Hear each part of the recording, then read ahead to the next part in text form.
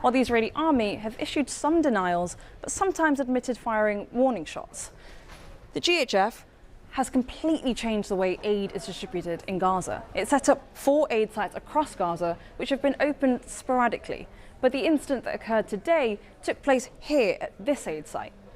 This morning, the GHF released this statement in which they said that 19 of the victims were trampled and 1 was stabbed amid a chaotic and dangerous surge driven by agitators in the crowd. It also said GHF personnel identified multiple firearms in the crowd, one of which was confiscated, and blamed it on Hamas-affiliated armed people in the crowd.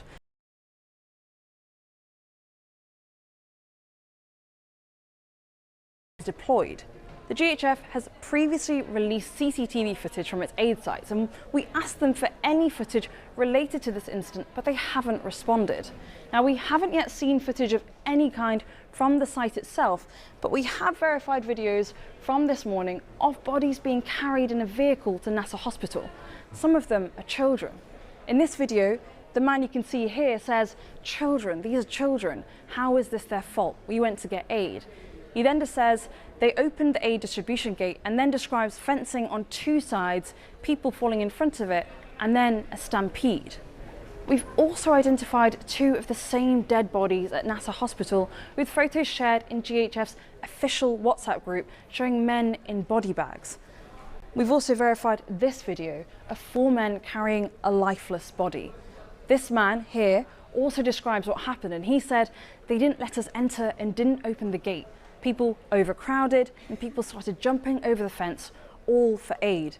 Then he says this man died of suffocation. In another video, which circulated today, a man describes arriving at the gate with people crowding next to each other and then pepper spray being used. Without footage from the site, we can't piece together precisely what happened. Verified footage from a few days ago shows shots being fired near crowds of people waiting for aid in southern Gaza. This incident intensifies the scrutiny on the GHF and why so many Palestinians have been killed trying to access aid. Well, in the last hour or so, the GHF have, in fact, for the first time ever, just given a very short virtual press conference, which our correspondent Imogen Fuchs attended. She said that the spokesperson, Chapin Fay, confirmed the deaths at the GHF site, but said the deaths had been caused by Hamas operatives who infiltrated the crowds waiting for food. Imogen has sent us some analysis. She says what was striking was the tone and the language used. Aid agencies normally never blame a particular armed group and do not take sides. He consistently blamed Hamas, the Hamas-run Gaza Health Ministry and the international media, and he seemed to think they were all conspiring to prevent GHF doing its work. So that from Imogen Fuchs in the last few minutes. Let's tell you a little bit more now about another story that's made headlines both here and over in the States, because Donald Trump has called on his Attorney General, Pam Bondi, to release whatever she thinks is credible on the late sex offender Jeremy Epstein. Now, his comments come as anger mounts among the president's political base, who accuse him of breaking his promise to release more information about Epstein. Now, just to remind you, back in February, when asked about whether she would release the Epstein client list, Pam Bondi said this: "It's sitting on my desk right now to review." She then said a lot of flight logs and a lot of names would be released. Well, fast forward, July 7th, and her department released a memo saying there's no incriminating client list. Cue meltdown within MAGA and claims of a government cover-up. Well, Donald Trump then took to social media, defending Bondi, urging his supporters to stop criticising her and stop talking about Epstein, full stop. Now, this is what happened from the president. Have a listen. He's dead for a long time. He was never a big factor in terms of life. I don't understand what the interest or what the fascination is. I really don't. And the credible information's been given. Don't forget, we went through years of the Mueller witch hunt and all of the different things, the Steele dossier, which was all fake. All that information was fake. But I don't understand why the Jeffrey Epstein case would be of interest to anybody. It's pretty boring stuff. It's sordid, but it's boring. And I don't understand why it keeps going. I think, well, really only pretty bad people, including fake news, want to keep something like that going. But credible information, let them give it. Anything that's credible, I would say, let them have it. Well, our North America correspondent Nomia Iqbal is in Washington and explained how Donald Trump had previously said he actually wanted an investigation into Epstein. It wasn't that long ago when Donald Trump was... It's so strange hearing him say that this is so boring, who cares about it? And he said it again just a while ago in the Oval Office. It was him who said back in 2019 that he wanted an investigation into it. Just to remind, Jeffrey Epstein died by suicide, but MAGA supporters have long believed that he was killed because he was going to reveal a list of very powerful people who had been on his planes to his islands and got involved in all sorts of crimes. And the Trump administration pretty much rode into the White House on a wave of conspiracy theories, this including one of them, and talking about how they would uncover the so-called deep state. And now they're in power, MAGA supporters are saying, well, OK, then, go on. Tell us what's in the Epstein files. And the Trump administration is saying there's nothing to see here. Mr. Trump is even trying to say the Democrats were responsible for it, bizarrely.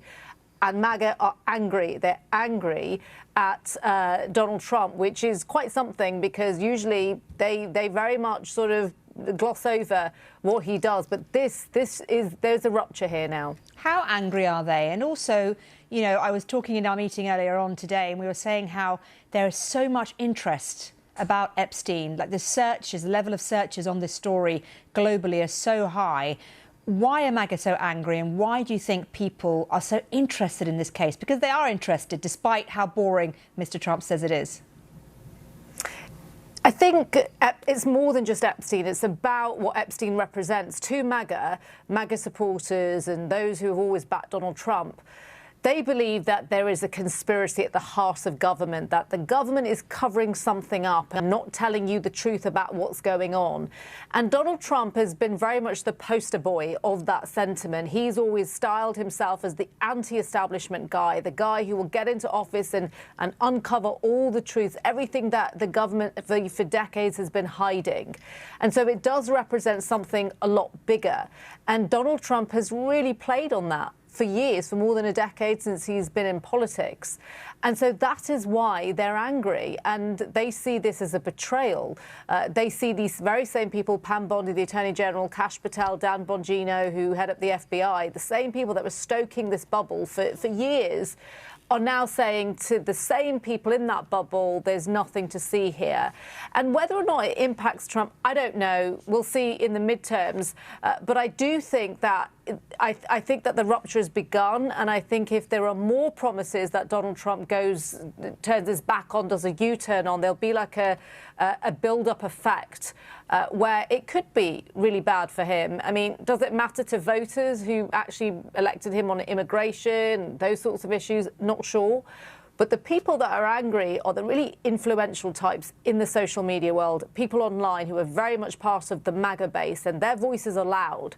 And so Donald Trump is now saying, we will release credible information, but they're like, we just want all of it now.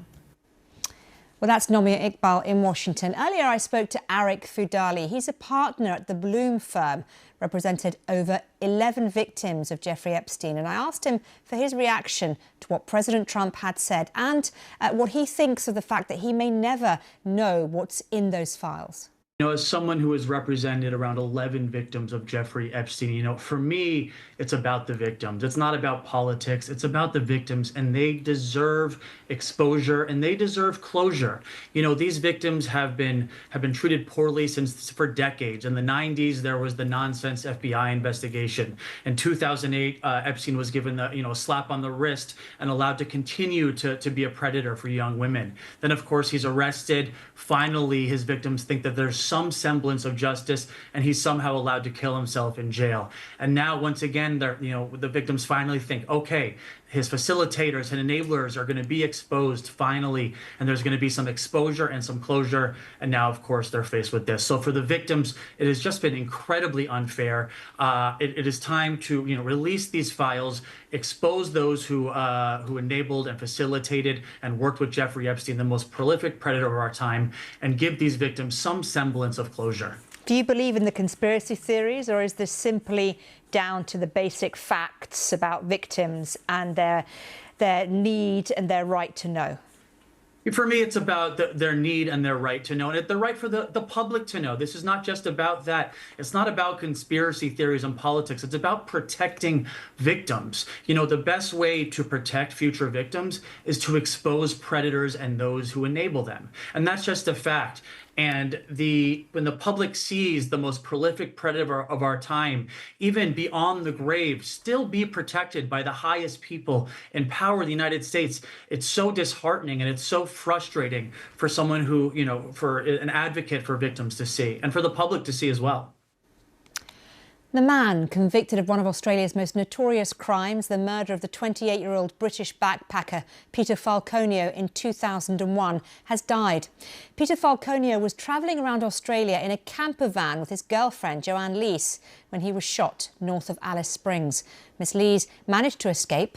Bradley Murdoch, who was serving a life sentence in prison, died from cancer. He never revealed the location of Mr. Falconio's body. Well, still to come on The World Today. Forget the World Cup. The Robo Cup 2025 has kicked off in Brazil. We look at who the favourites are this year. Around the world and across the UK, this is The World Today on BBC News.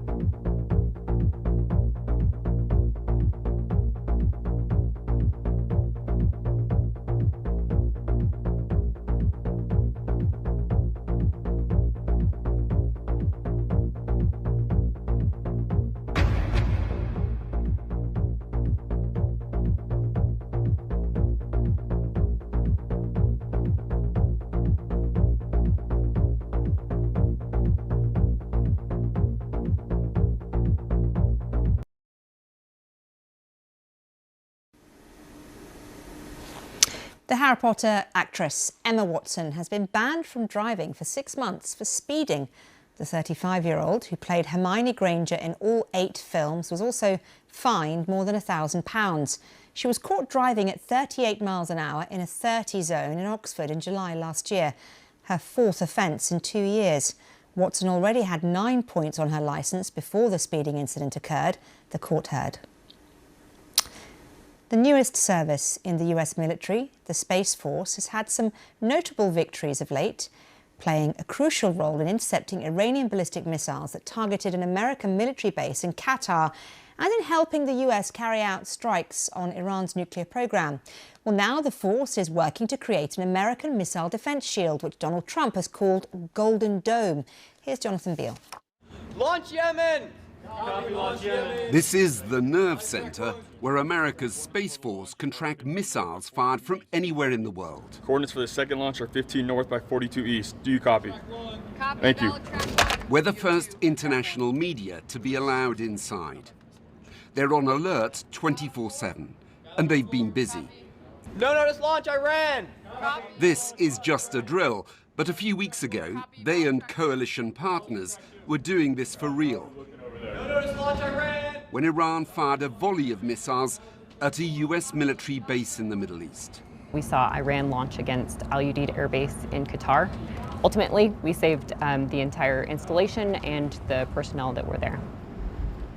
From here, they're also tracking Russian strikes on Ukraine. They'll only say they share information with allies and partners. But the powerful sensors outside are also America's first line of defense, with growing concerns about Chinese as well as Russian hypersonic missiles. This is how the US Space Force talks to its satellites in the sky, thousands of miles away. These among the essential elements of what will become its missile defense shield, known as the Golden Dome. This is the Wolf Den. But they're also concerned about what China and Russia are doing in space.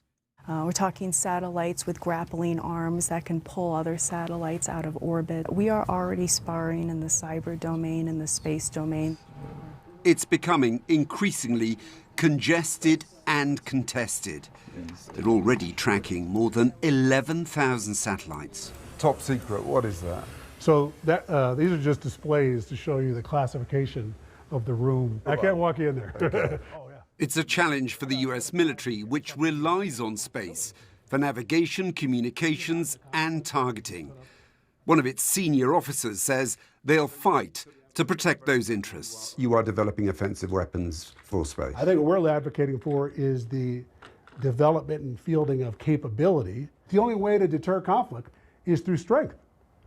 And we have to have our own systems and capabilities in order to defend those assets, and it has to be made plain to potential adversaries.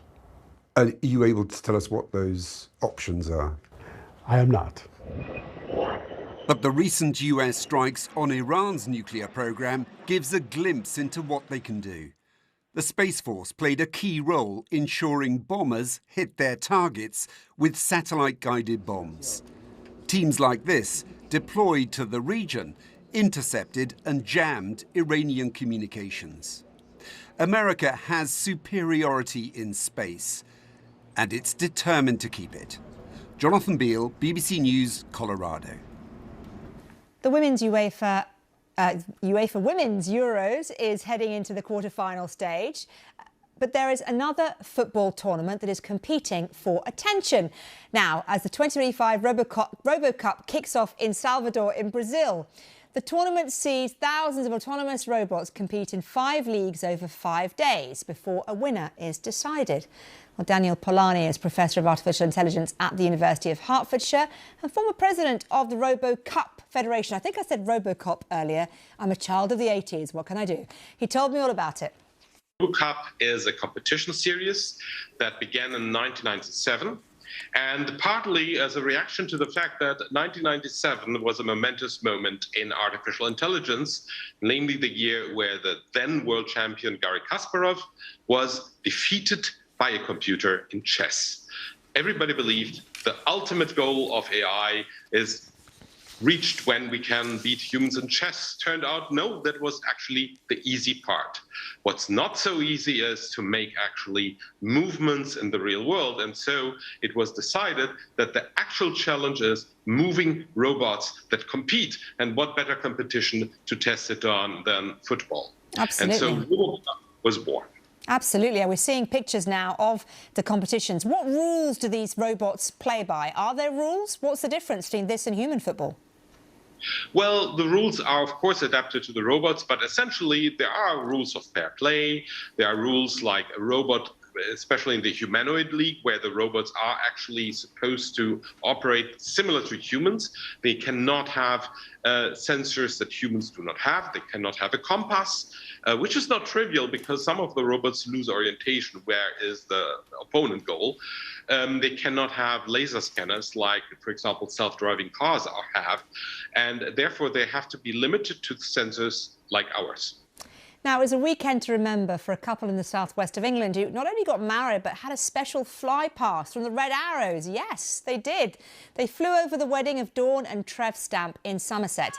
Thanks to Dawn's daughter, who had spotted the Red Arrows flight path, was due to pass the venue and wrote to them to ask about the possibility of smoke being turned on as they flew past for their special day. And they did it in style. Amazing.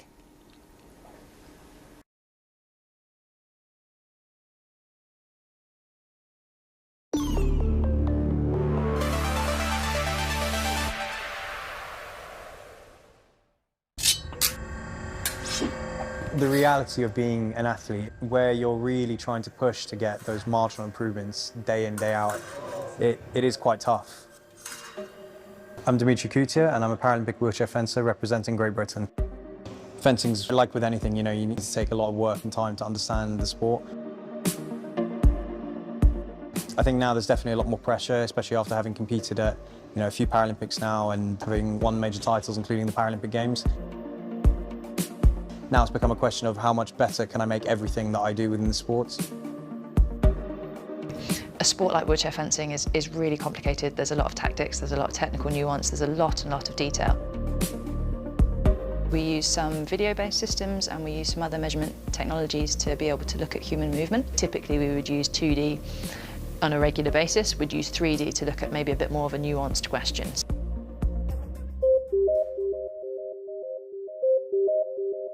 We're using these little reflective markers, the idea being that they represent kind of joint centres. So we've got a camera directly overhead and we've got a camera over to this side. For the fencers, we're particularly interested in the torso and the arm movement. What will happen then is we'll capture with the two cameras at the same time. They're perfectly synchronised. With that camera, we've got an infrared light. The infrared light bounces off the reflective dot and then essentially allows us to track it. So it's creating the visually simplest way of being able to understand movement that we possibly can. We'll then use the software to track those markers that we can then turn into joint angles, speeds, distances, and we can track that performance over time. What we're seeing on the screen is essentially a kind of a black and white image of Dimitri's movements, but what we're really interested in is the markers. We're particularly interested in the representation of the sword that comes from the hand and interested in the ones that are on his torso to see kind of how his body moves versus how his hand moves. So we're able to kind of compare and contrast how those movements happen.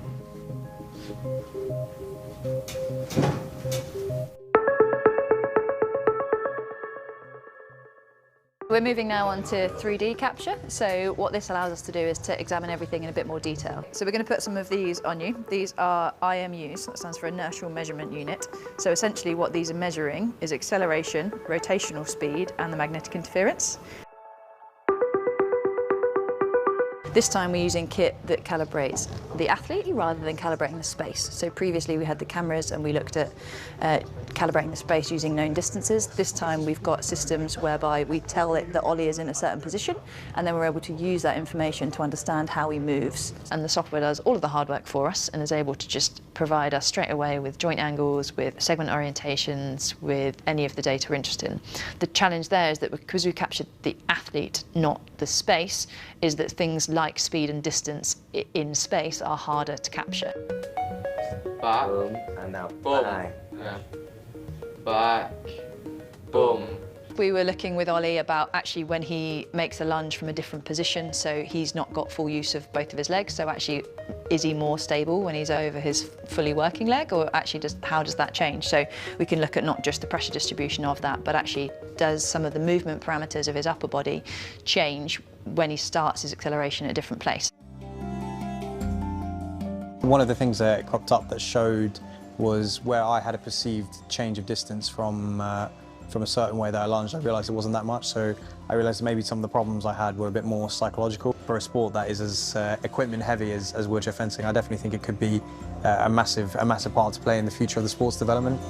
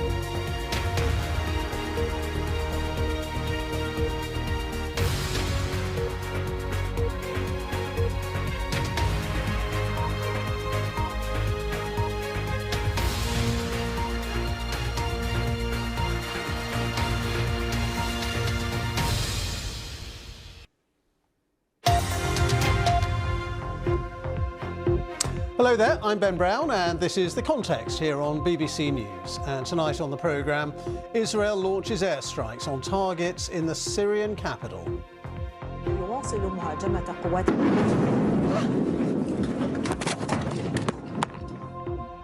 These are historic, long-time rivalries between different groups in the south-west of Syria, Bedouins, the Druze community, and it led to an unfortunate situation and a misunderstanding, it looks like, between the Israeli side and the Syrian side. So we've been engaged with them all morning long and all night long with both sides.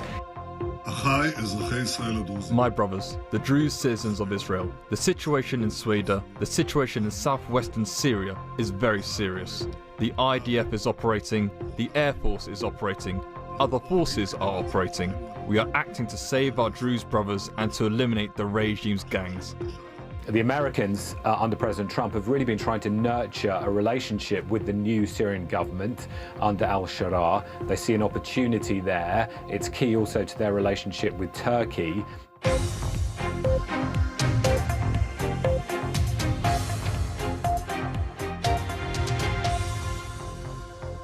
Hello, well, we have plenty to cover in the next hour, including those airstrikes launched by Israel on Syria's military headquarters and near the presidential palace in Damascus.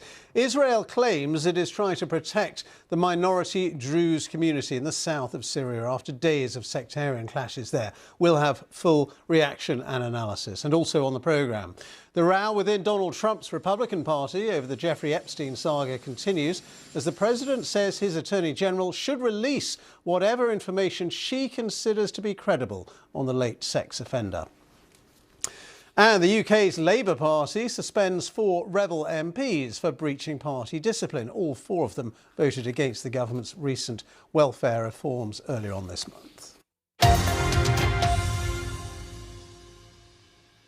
So Israel has been carrying out airstrikes on Syria's military headquarters and the presidential palace in Damascus. 3 people have been killed and 34 have been injured in the attacks on the capital. That's according to the Syrian Health Ministry. Well, Israel's Prime Minister Benjamin Netanyahu says his country is working to save what he called its Druze brothers in Syria. There are more than 100,000 Druze living in Israel. The United States, meanwhile, has expressed concern over these Israeli airstrikes, as Nick Beake now reports. The strikes were seen and felt live on Syrian TV. The Air Force is operating, other forces are operating. We are acting to save our Druze brothers and to eliminate the regime's gangs. Human rights groups say more than 300 people have been killed in southwest Syria over the past few days. There have been clashes between different groups. The new Syrian government rejects the accusation it's attempting a massacre against the Druze community.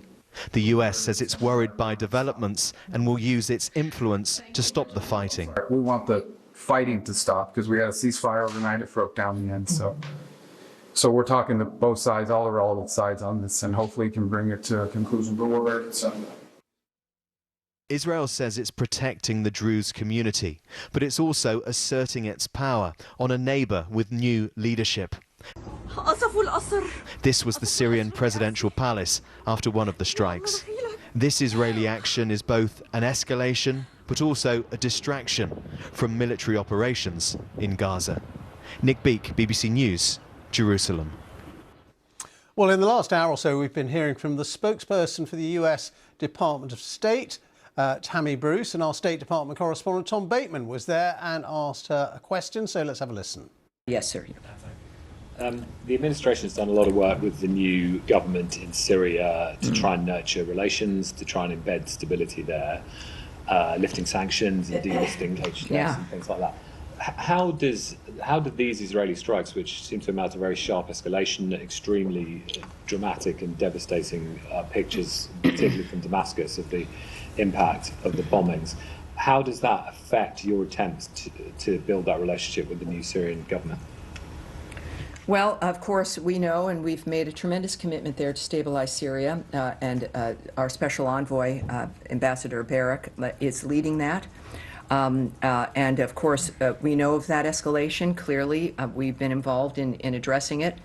And I think that what is clear still comes from the Secretary's remarks regarding the issue of it being a miscommunication, essentially, and I think that's significantly different than an escalation. But I would wait for us to hear from the Secretary and the President as today unfolds. But neither of them had indicated that this seemed to be a dynamic that indicated something that could not be resolved. Their comments certainly indicated that they expected it to be and hoped it to be, and indicated even, again, for within the next few hours could be facilitated. Also about that, though, we do understand that the Israeli forces intervened to protect the Druze. So that is something we can confirm to you. But obviously, I think the comments of the Secretary speak for themselves.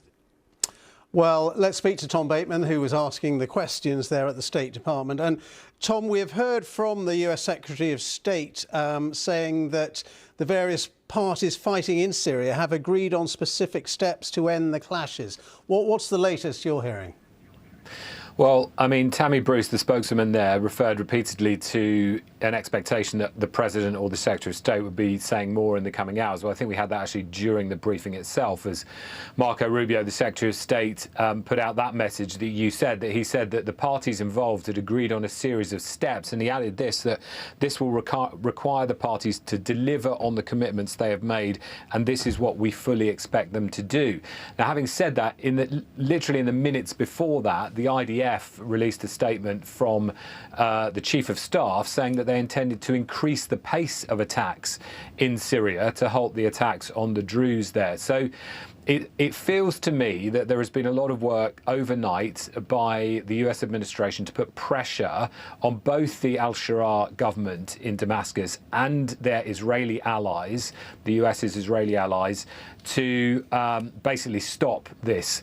And what we have had there from Marco Rubio is the public-facing part of that to try and get some kind of de-escalation. And he described it all as a misunderstanding, which feels like a big understatement. They're not saying what the steps involved are or how they're supposed to de-escalate, but certainly what Marco Rubio is saying is basically they expect them to tone it down, and pretty quickly. And Tom, before you were in Washington, you spent many years in the Middle East. Just give us some context here about why Israel has done this today. The Prime Minister Benjamin Netanyahu talking about saving our Druze brothers. Is that what this is about? Well, it is in part, and you know, the issue of the Druze matters to the Israeli leadership because the Druze minorities that are based within Israel proper fight for the IDF. They're part of the border police that operates in occupied East Jerusalem and the occupied West Bank, for example. Arabic speaking, they're incredibly important to the IDF because, especially in places like that, the IDF uses them basically to communicate on the ground with Palestinians. And yet they're part of the Israeli security establishment. In the occupied Golan Heights, the Druze there, particularly in these northern areas like Majd al-Shams, which we've been hearing about, which is within the Israeli occupied Golan Heights, but these are of heritage Syrian Druze who have been on the Israeli side. Their communities have been utterly fractured ever since Israel invaded the Golan in 1967 and occupied it. And that armistice line there dates back to after the 1973 war. But the point is the Druze are fractured across that area, and they have not been, those communities are split. So families are split between Syria and the Israeli-occupied Golan Heights. I was chatting to a member of the Druze community on the phone today in Majd al-Shams on the Israeli-occupied side, saying, you know, they're terrified for their family members and their friends in Suwaida who, you know, reporting these attacks from Arab Bedouin and they also say from the new military forces of the Damascus government, although the Damascus government denies that it's been involved in hitting civilians, massacring civilians itself. But you get that sense of fracture of the community. So Israel, yes, is saying that this is about defending the Druze, but of course what this is much more in a strategic sense is about is Israel trying to prevent military forces of the new government in Damascus getting to the southwest of the country, closer to Israel's border. Now that then shows you the huge problems that this country, the new government has in Syria in trying to establish itself as a governing force across the country, because Israel simply won't accept that if it's spreading out into the southwest, closer to Israel. And then you have all this tension with the United States because the US has been trying to, as I was putting in that question, build relations with the new Syrian government. And to do that, it needs to try and tamp down what Israel is doing now, but it seems to be struggling to do that.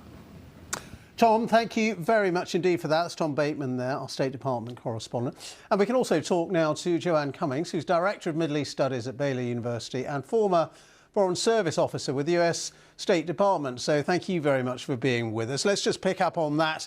In terms of what Israel is up to in Syria, I mean, is it about the Druze or is it about Israel's wider strategic interests there?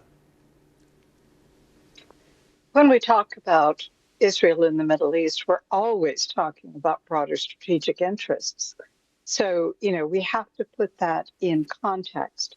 Now, there are a significant number of Druze in Israel, and as Tom Bateman was saying, that there are families divided along that line in the Golan Heights, but there are also political differences even among Druze within Israel. There's been, over the last decade, particularly the last 5 years, increasing frustration with political limitations on them, with what they consider to be discrimination based on their identity. So we have that problem. Now, within Syria, the Kurds in Sueda are also, Kurds are not politically unified, but we're talking about Druze. The Druze in Sueda are not politically unified. They are very much one community. They intermarry, but the leadership in the different groups is experiencing some friction, and an agreement with the national government has to have a unified voice. But one of the three major voices, although he is followed sort of by a minority of the people there, has consistently spoken against or broken agreements with the Damascus government. He sees Israel's backing as politically good for him, and that's Hikmat al-Hijri. The rest of the Druze are concerned about relations with the Bedouin. They're concerned about their role in future Syrian state, but they're not particularly interested in being linked with Israel. And frankly, being linked with Israel after these latest attacks is not going to be a good thing for anybody. And let's just look at it more from an Israeli government perspective, because some people might think, you know, Benjamin Netanyahu has got Israel involved in various military campaigns. Gaza, of course, the West Bank, Lebanon, Iran against the Houthis in Yemen, now in Syria as well. This is a lot of fronts to be fighting on. It is indeed, and it is ironic in a sense that they are concerned about the welfare of Druze in another country when we have the devastation in Gaza and we have increasing attacks by extremist settlers in the West Bank. So we have that. The other thing that I think is very unusual here is that most of these other things are being justified in terms of Iran, of Iranian support for Hamas, Iranian support for the Houthis, Iranian support for Hezbollah. But in Syria, we have a government that, in fact, is opposed to Iran and expelled Iranians. So to have massive attacks, as they did earlier, on a range of military sites because weapons might fall into the wrong hands, after a decade when Iran was physically present in the country is also a little bit difficult to compute. OK, Joanne Cummings, thank you so much for being with us, Director of Middle East Studies at Baylor University and former Foreign Service Officer at the US State Department. Thanks for your analysis. Around the world and across the United Kingdom, you're watching BBC News.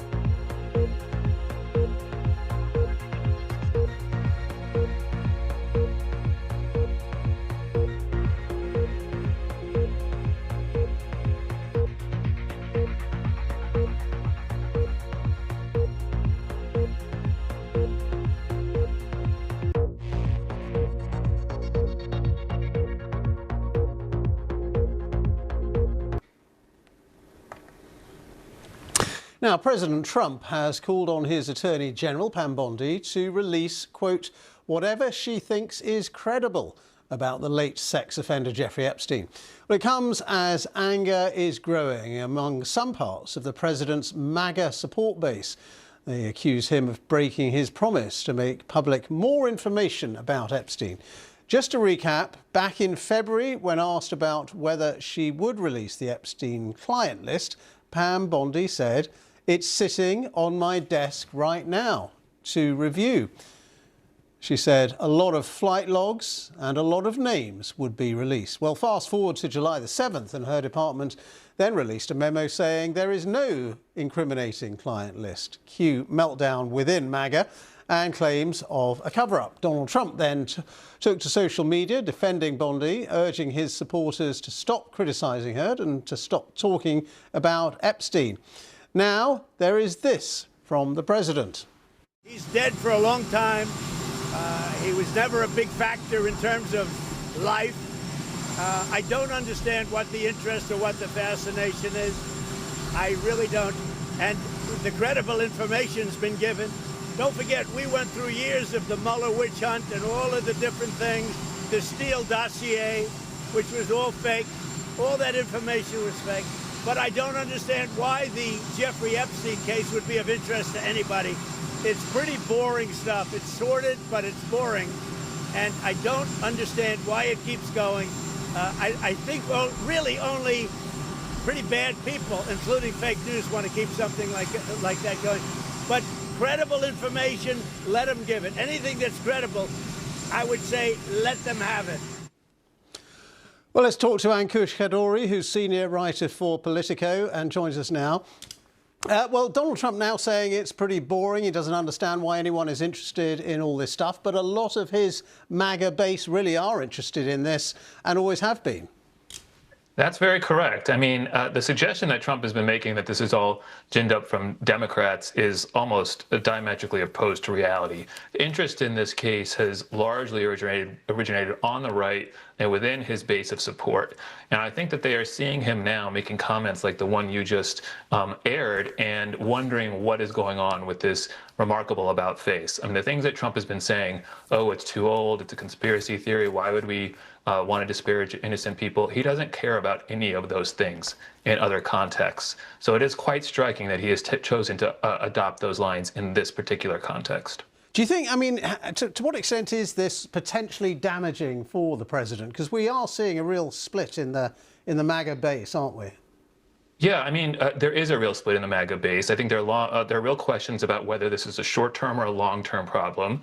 As a factual matter, it's unclear what's actually in this material, right? It's very possible there's a cover-up. It's very possible there's nothing referring to Trump, and this is all a bungled sort of rollout where nobody kind of wants to admit they made a mistake. But for the moment, this does seem to be driving a wedge within his base. The question is whether or not they can tamp that down, maybe hope that they can just move on and move past this and that those people will stay on board. But it doesn't seem to be going away in the very near term. And there's a lot of pressure, isn't there, on Pam Bondi at the moment? There is a lot of pressure on Pam Bondi. I mean, she's the head of the Justice Department, the Attorney General. So the buck kind of stops with her in that sense. And you saw Trump has been sort of moving the buck to her as well. Again, I would just say that's a very strange position for him to take. He came back into office really campaigning on the idea that he would run his own Justice Department and that he would control the levers, he would direct them to investigate certain people, to look into certain things, and he has done all that. So I think this is the first time since he's been inaugurated where he's saying about something in the Justice Department, hey, don't look at me, it's all up to the Attorney General. And there's been speculation we could see resignations within the administration over this. Do you think it could get to that stage? I mean, there has been some speculation. I don't know as a factual matter what will happen. I will say that I don't think that would solve any problems for them. I mean, if hypothetically Pam Bondi were to resign, the next Attorney General that he would appoint would be facing the same questions more intensely, in fact, and they would not be able to avoid this question any more than Pam Bondi would be able to. So it's unclear to me what a resignation would accomplish, except to give maybe the president's supporters a sort of a political scalp in the near term. But I kind of doubt that that would tamp this down in a definitive way. So do you think this is just going to be a row that rumbles on and on? I think it's going to be, I mean, look, it's been around for years, right? To really, in a remarkable way, it hasn't gone away. And the fact that it's now reached this really crescendo, it suggests to me that it may be around for quite some time. I think, Trump is no doubt going to be continuing this effort to sort of tell everyone to move along, that there's nothing to see here. And to be frank, he often does exert a surprising amount of control over his supporters. So, it's very unclear to me how this unfolds. For now, though, it is really at the top of sort of the political news here. And is that partly because the president looks relatively uncomfortable over this whole issue? I mean, as you say, he seems to be contradicting what he used to say about the whole Epstein saga. Yeah, I got to say, his comments to my eye have been making things worse for him. Now, he may feel like he has no choice but to address these issues. He has a lot of press availabilities. He likes taking questions. But he has fumbled these public comments in a way that I haven't quite seen before. And he's sort of all over the place. Again, even in the tape that you just aired, he said, why is everyone focused on all of these old things? And then he goes back to the Mueller investigation, right? So he really seems to be grasping at straws. But I do think that has generated more interest among his supporters, and particularly among his opponents, I have to say, and Democrats in Washington. Good to talk to you, and thank you for your analysis. Ankush Khardori, senior writer for Politico. Good to see you. Thanks for having me. Now, here in the UK, the Prime Minister, Sir Keir Starmer, suspended 4 of his Labour MPs for breaching party discipline. That's after they voted against the government's welfare reforms earlier on this month. Brian Leishman, Chris Hinchliffe, Neil Duncan-Jordan and Rachel Maskell have had the party whip removed, meaning the MPs will now sit as independents in the House of Commons. A total of 47 Labour MPs rebelled against the government's proposed cuts to welfare, and that forced the government to water down its reform plans. Well, let's talk then to our political correspondent Harry Farley. Harry, 47 rebelled, but 4 have been disciplined. What's the reasoning for that? Well, the reasoning given is that these 4 didn't just rebel over the welfare reforms or the watered-down version of the welfare reforms that had eventually reached the Commons, but they had also rebelled on a number of other issues. For example, on they wanted to see more environmental obligations placed on housing developers. They wanted, for example, there was a whole series of other areas that they rebelled on.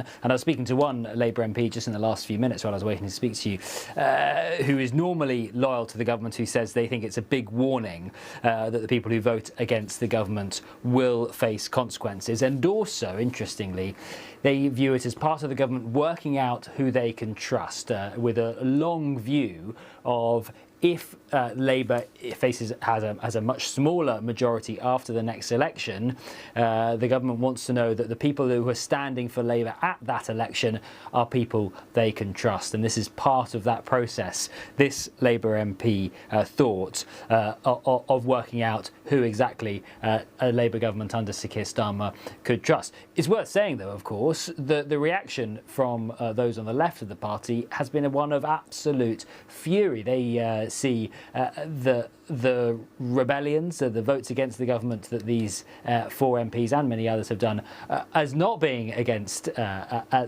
Labour principles, as actually being something that Labour MPs should be standing up for. So this won't bring harmony to a very fractious and divided party as it goes into the summer recess. Harry, thank you very much indeed. Harry Farley there, our political correspondent. The Security Brief is coming up next. You're watching BBC News.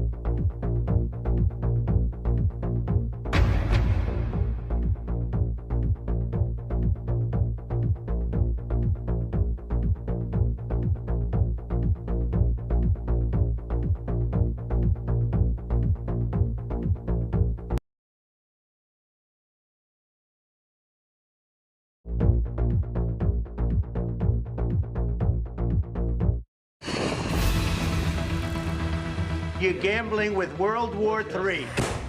Это нарушает нашу безопасность, расширение НАТО.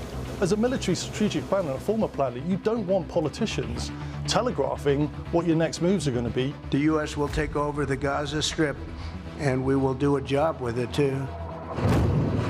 A peacekeeping force does not exist with a ceasefire.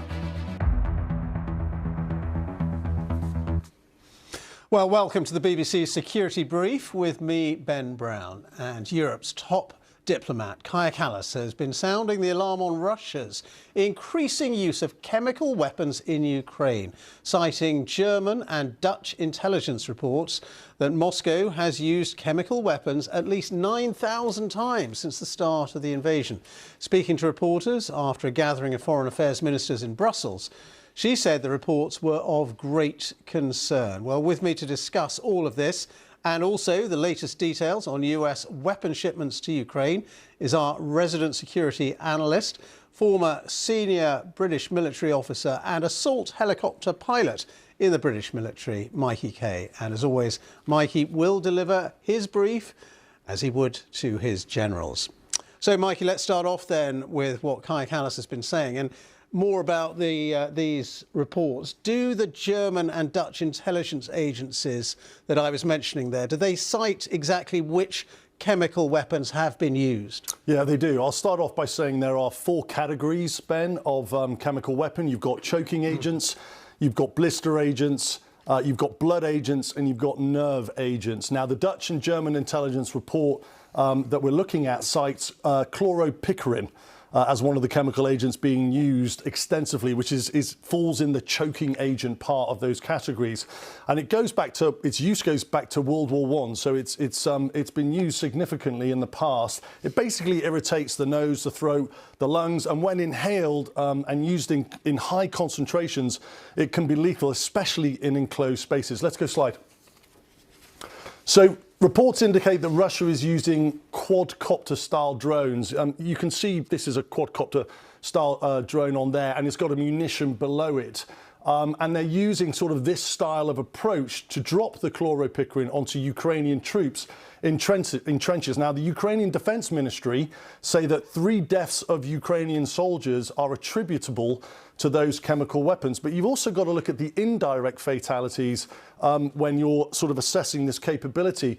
But when this chemical weapon is deployed, it will effectively smoke Ukrainian forces out of the trenches, which then means they can be targeted by conventional weapons. So, there are 2 aspects to the use of this. And this month alone, the UK contributed £400,000 to the Organisation for the Prohibition of Chemical Weapons to enhance Ukraine's resilience against these style of attacks, both in terms of equipment, both in terms of training and in expertise.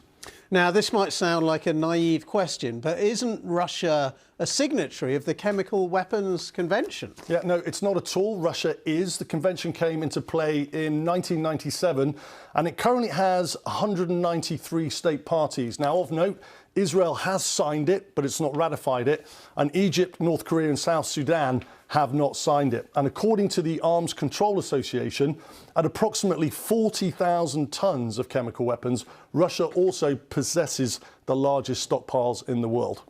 So how is Ukraine responding to all this? Yeah, well, we're doing a bit of digging on this, and it appears through Ukrainian intelligence services targeting high-value leadership in Russia. Let's go slide. This individual is General Igor Kirillov. He was the head of the Russian military's biological and chemical weapons unit. In December 2024, Kirillov was killed along with his deputy during a blast in Moscow. A source inside Ukrainian security services said that they were war criminals and a legitimate target. So I'll let you make of that what you will. Yeah. Let's just switch a little bit and talk about what the Trump administration have been saying, which is a bit of a change of policy on Ukraine, saying they are going to provide Ukraine with weapons, albeit paid for by NATO, but this includes the Patriot missile system. Yeah, it's an interesting framework, and the latest framework that's been spoke about, as you said, is NATO countries providing Ukraine with the Patriot batteries, and then the US effectively sells those NATO countries replacement Patriot battery missile systems. So basically, NATO is paying for it, and the US defense industrial base benefits from it, which kind of, as you know, Ben, aligns to Trump's sort of transactional approach to foreign policy. Let's take a look at the Patriot missile system. Patriot actually stands for Phased Array Tracking Radar Intercept on Target. You can see 2 batteries here. Each battery carries around 6 to 8 missile launchers capable of carrying 16 interceptors. It's long range. It can engage multiple targets. It has what's called a hit-to-kill mechanism that targets the actual warhead of the ballistic missile, which makes it effective. Let's go slide. This is a video of a Russian Caliber cruise missile launch, which the Patriot is also effective against. But the Patriot missile system does have its limitations. It's 30 minutes to set up. So mobility-wise, it has a towing speed of just over 55 kilometers an hour. So both these components are relatively slow in a rapidly evolving environment. So there are limitations. Right, so it's not perfect. Is the Patriot, for example, effective against Russia's hypersonic missiles? Yeah, this is a good question, and for me, it's the #1 question at the moment. So hypersonic missiles can go faster than Mach 5, which is 5 times the speed of sound. In some cases, up to Mach 20 times the speed of sound. Let's take a look at an earlier evolution of hypersonic missiles. This is a MiG-31, a Russian MiG-31 Foxbat.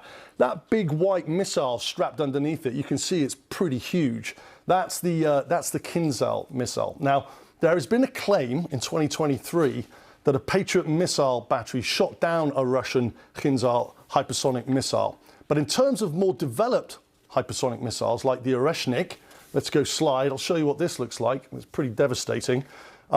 This is the Oreshnik hypersonic missile hitting Dnipro last November. It actually has 6 warheads and 6 submunitions per warhead, so 36 in total. And you can see the way that it's raining down on there.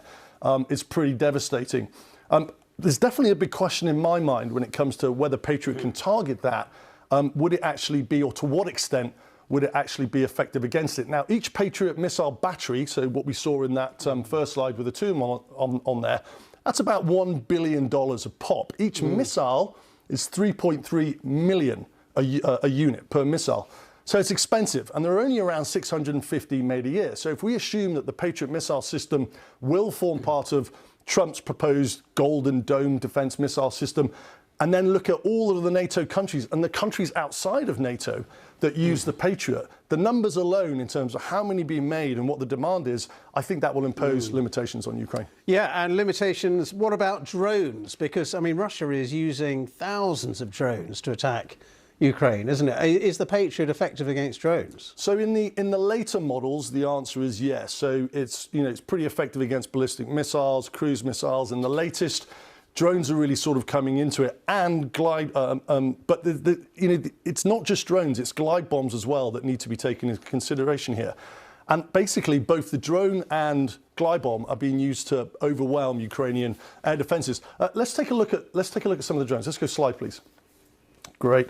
This is a Shahed 136. It's an Iranian-made drone. It's been shot down. It's called a one-way attack uninhabited aerial vehicle. But Iran have also sold the blueprints to this drone to Russia. So Russia now make them locally as well and call them something else, the Geran 2, I think it is. This drone travels at around 120 miles an hour, which is relatively slow, has a much lower radar section, but it is easy to shoot down. But the strategy that Putin is using on these drones is based on overwhelming with numbers. So one of these drones is effectively 1/100th of the cost of a Patriot interceptor at 3.3 million. So in June alone, Russia launched 5,000 Shahed-style drones on Ukraine, 5,000 in 1 month, and over 700 in 1 night. So you can sort of see that the cost-exchange ratio is not just untenable, it's unrealistic. Yeah, and there wouldn't be enough Patriot missiles to deal with those thousands coming in. You mentioned glide bombs as well, and I know for the Ukrainian population, they are especially terrifying, aren't they? Yeah, absolutely. And they've been used extensively. 1,000 glide bombs were launched by Russia in just 1 week, which is, absolutely going to overwhelm Patriot interceptors. Let's take a look at what these glide bombs are. slide. This is a Russian Fab 3000 glide bomb being launched from a Russian jet. So you can see the jet on the top of the picture there. That's what's called a Sukhoi 34. Just below it, you can see the glide bomb. Now, that particular glide bomb, that's a 3,000 kilogram bomb or 6,600 pounds bomb. So it's big, and it's got the ability to be devastating. It's very cheap. It's conventional dumb bomb, which means it's non-guided. But then when you strap a kit onto it, namely wings, which you can kind of see there, you can see some fins sticking out the back, and then you put satellite guidance on it, it becomes way more deadly because it becomes more accurate. Now, the problem with the glide bomb in terms of countering it, the glide bomb is hard to detect because it doesn't have propulsion. It's a glide bomb, and therefore it's got no heat signature. So you're not going to pick it up thermally, or it's harder. And it's also got a low radar cross section. So these are being launched by Russian jets that are sitting back from the Ukrainian enemy front lines, and they're just being tossed over into Ukraine with relative impunity, actually. Let's just stand back a bit and talk about the wider arms package that America's proposing, or Donald Trump's talking about. So we've talked a lot about the Patriot missiles, but they're essentially defensive, aren't they? They're not going to win Ukraine the war against Russia. So what else might they be hoping for or getting from the United States in terms of arms supplies? Yeah, and these are the conversations that will be going around the chiefs in Europe, in NATO. It's not, as you say, it's not just about a defensive capability. It's how do I get ahead of those attacks coming into Ukraine? So you'll remember the ATACMS deep strike surface-to-surface missile that was pretty much the center of conversation towards the back end of the Biden administration. It's got a range of about 300 kilometers, and Zelensky finally got approval. You remember that they were trying to get approval to use these ATACMS missiles. It finally got it in November 2024. So let's take a look at the ATACMS slide. You can see the battery there. This is a HIMARS launcher that can carry a multitude of missiles and rockets, including ATACMS. Now, this is a really interesting piece of video. You can see the HIMARS launcher. You can see what looks like 6 green roundels. That basically, anyone looking at that on the Russian side would think that there are 6 rockets in there. But as this thing pops open, you can see effectively the ATACMS missile coming out of it. So anyone looking at the battlefield, any Russian intelligence looking at on the battlefield, isn't be able to see directly what's inside that launcher, which obviously makes it harder for them to counter. Now, why these are important, why the ATACMS missiles are important, if we go back to the glide bomb conversation, what this does is it gives Zelensky the capability to strike Russian aircraft on the ground that are being used to launch these glide bombs. However, he had them a long time ago. They haven't been replenished, and it wouldn't surprise me, and indications are that the ATACMS missile will be part of this package. Yeah, it's all fascinating stuff as ever, Mikey. Thank you very much indeed for the moment. But don't go away. We're going to take a quick break, but the security brief does continue in just a moment. You're watching BBC News.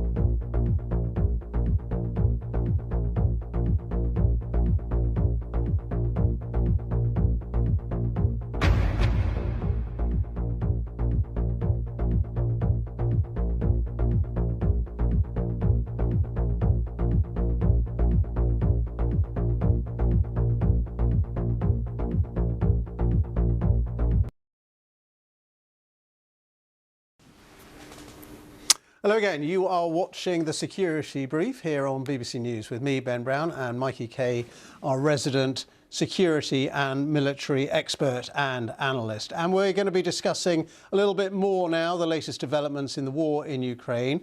And we're joined by John Foreman, I'm pleased to say, the former UK Defence Attaché to Moscow and to Kyiv. John Foreman, thank you very much indeed for being with us. Well, we've been discussing these German and Dutch intelligence reports citing Russia's use of chemical weapons in Ukraine. I mean, what do you make of them, and what can Ukraine and the international community do about this? Well, hello, Ben, and hello, Mikey. Yeah, I mean, I'm not surprised by these latest reports. We had reports from the Americans over a year ago that the Russians were using chemical weapons against Ukrainian troops to try and dislodge them from trenches.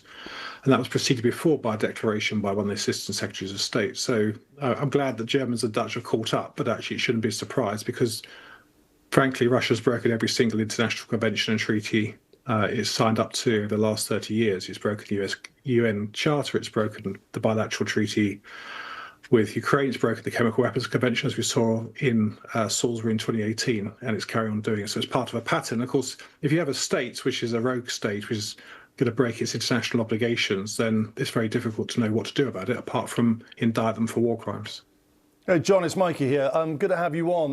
The use of chemical weapons, as you just outlined, is prohibited under international law. So does this report, and we're not just talking about one or two instances here, we're talking about over 9,000 catalogued instances of the use of chemical weapons. So does this report make Putin's systematic use of chemical weapons, number one, a war crime? And does this now reside in the jurisdiction of the International Criminal Court? Will we see anything from the ICC on this? Well, I think it is a war crime, but the ICC hasn't yet indicted them. We know Putin's been indicted for abduction of Ukrainian children. There's been some low-level indictments of generals, but I don't think the ICC has really risen to the occasion over the last 3 years.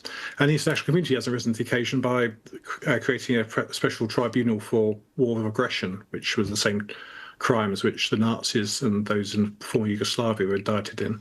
I mean, I think this comes under the jurisdiction of the Chemical Weapons Convention. There's a UN body which does that in The Hague. Russia tried to hack into that organisation, has tried to undermine it systematically since 2018. So this is a part of pattern behaviour by Russia. We've seen with the abductions of children, we've seen with the disappearances of civilians, the rapes, the murders, the bombings of civilians in cities. They're deliberately being targeted to induce fear and to break morale. So this is a country now, Russia, without any guardrails of its behaviour, which I think makes things very difficult for Ukrainians because you're fighting basically an enemy which is quite happy to do everything. The ends justify the means at all stages. John, we're just going to switch now or pivot to the Ukrainians getting more Patriots. And this has been obviously a long conversation over the last few weeks. Patriot obviously effective against cruise missile, against ballistic missile. But how does Europe plug the gap when it comes to these overwhelming numbers of drones and glide bombs that are being sent, especially into eastern Ukraine? You know, what ability does Europe have, does NATO have to be able to plug that particular gap? Because that seems to be creating the most devastation at the moment. Yeah, sure. But I think Zelensky was speaking at the reconstruction conference in Italy about the primacy of air defences. That's his number one priority, both against cruise and ballistic missiles and drones, as you say.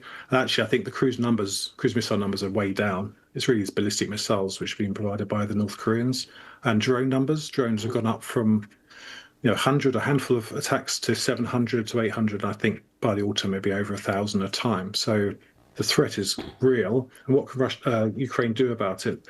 Well, I think on the drones, they've developed, counter-drone drones, interceptors, which provide, a capability quite cheaply. I think the issue there is, of course, is mass to get those things into the hands of the frontline troops to be able to target them. And on the glide bombs, I think, as you were saying, it's very difficult to counter glide bombs because they're fired from within Russia. And so far, Ukraine hasn't had the capability of interdicting that, conducting offensive counter as you would know from your RF days.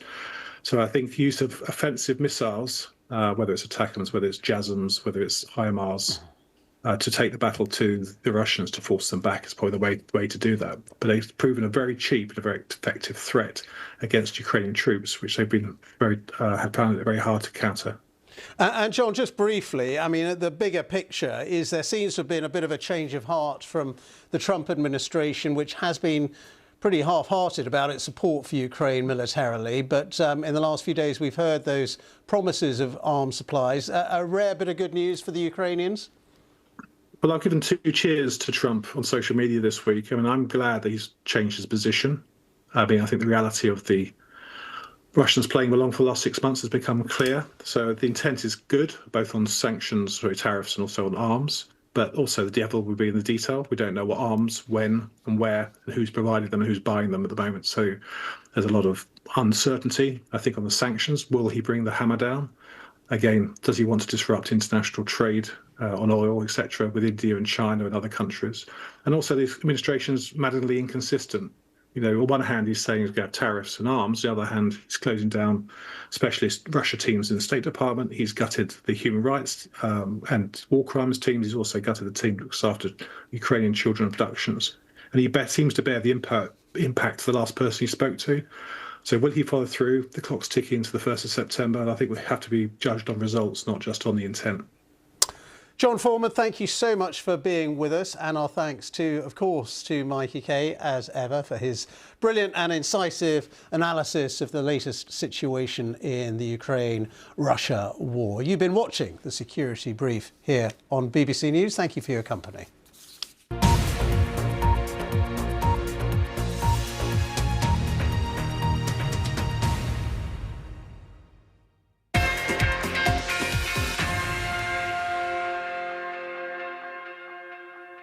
Hello from the BBC Sports Centre.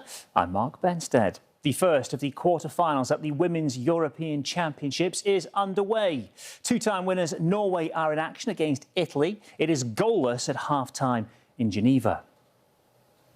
It is England versus Sweden in the last 8 tomorrow. The Sweden captain, Kosovar Asllani, has admitted that she respects their opponents, but isn't fearful of the defending champions. The Lionesses, despite losing their opening game, have been very impressive since, with comprehensive wins over Netherlands and Wales. England defender Lucy Bronze has been speaking ahead of the match. Any top player in the world wants to be playing in the big games. I think for me it's probably the most exciting quarter-final because the teams are so full of confidence, quality. Yeah, I mean, I'm not sure about the rankings, but I think they're probably two of the highest ranked teams facing off against each other. Players have been out completing their final practice rounds at Royal Portrush ahead of the start of this year's Open Championship. It's the first time the course on the north coast of Northern Ireland has hosted the event since 2019. Last year's runner-up, England's Justin Rose, has today been talking about how finally getting his hands on the famous claret jug would be a dream come true. I guess I've had a pretty long relationship with the Open Championship, obviously Birkdale 98, but I'd say even before that, to be honest, I would say I got to final qualifying as a 14-year-old in 1995 for the Open St Andrews, and kind of from that moment on, I felt like that created a bit of a media stir at the time, and kind of got the juices flowing about playing in the Open and what it means to play in the Open. And obviously I've been dreaming about winning it way before then even, but yeah, as a kid, obviously on the putting green since I've been playing the game since probably age 8. In cricket, England's men have slipped to third in the World Test Championship standings. That is after being docked 2 points for their slow over 8 in their victory against India at Lord's. Ben Stokes' side clinched a dramatic win by 22 runs on Monday to take a 2-1 series lead. However, England's slow over 8 infuriated their opponents, and match referee Richie Richardson ruled that England were 2 overs short of the target. The England team have also been docked 10% of their match fee as a result. India's women, meanwhile, have beaten England in the first of their 3 ODIs at Southampton. England recovered from being reduced to 97 for 4 at one stage to set India a target of 259 to win. Sophia Dunkley top scoring with 83. However, the visitors got the job done with 10 balls to spare. Deepti Sharma's unbeaten 62 seeing them home. This was India's second best run chase in ODIs and their 5th successive win on English soil. The IBF champion Daniel Dubois is really talking up his chances ahead of his heavyweight rematch against Alexander Usyk at Wembley on Saturday night. The Ukrainian, who holds the other 3 belts, beat Dubois in their first contest 2 years ago. Adi Adedoyan has been talking to the British fighter. I've resurrected myself, resurrected my career, and now we're on a roll. It's unstoppable. I feel like I can't be beat right now. I'm in my prime of my life, and I'm going to go through whatever I have to do. My last 3 fights will tell you, I feel like confidence-wise and, strength-wise, I'm there now. And in terms of Usyk, how good is it to get the opportunity to right the wrong that you felt happened in Wrocław. I remember when I sat with you in your room after the fight, how disappointed you were, and you said you wanted to do it again. How good does it feel to get the opportunity? We're here now, so no more excuses. That's my main thing. No more excuses. And having shared the ring with him, what have you learned about him? What have you learned from being in the ring with him and from watching him the last few fights? That I got beaten this time. I'm going to win this time. And Major League Baseball's All-Star game was decided by baseball's equivalent of a penalty shootout. The American League All-Stars rallied from a 6-run deficit to force a swing-off against their National League counterparts. But Kyle Schwarber took centre stage, hitting home runs on all 3 of his swings to help the National League to a 4-3 win in the swing-off. Yeah, plenty more on all those stories on the BBC Sport website, including more on the Women's Euros. As I mentioned, half-time in the first of those quarter-finals between Norway and Italy. The winners of that game will play the winners of the match between England and Sweden, which takes place tomorrow. That's all your sport for now, though. Goodbye.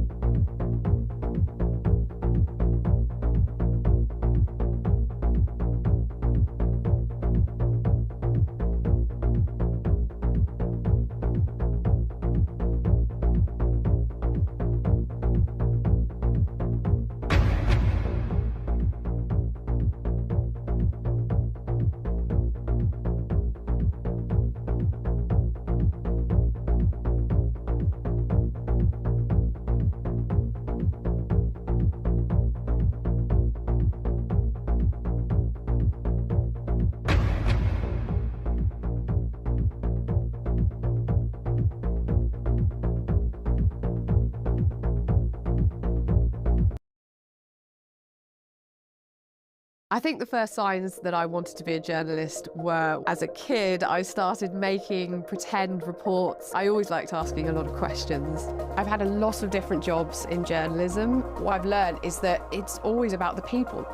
The wildfires was a story I was living through myself. It is really hard to comprehend how life is ever going to get back to normal. Going to bed at night, not really knowing what I was going to wake up to. Fires were burning right around us, so we were having to take split-second decisions about how to gather pictures and tell this story. I knew thousands of people were leaving their homes and were probably never going to get to go back to them. And in the middle of that chaos, I had to find ways to talk to people about what they were experiencing. That was my house. It's all gone. I think hearing one person's story helps viewers trust what they're hearing. Because when you can empathise, it helps you get an understanding of the bigger picture.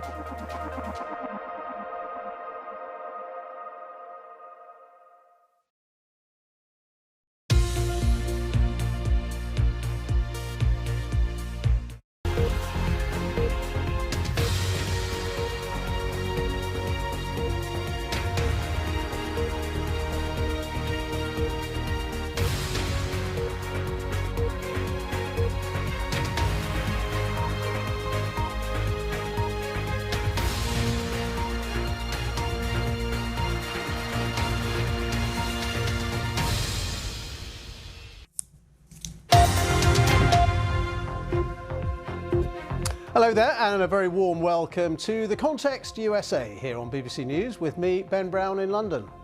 And me, Sumi Somaskanta, in Washington. Tonight, all eyes once again on the Middle East as Israel strikes targets in Syria.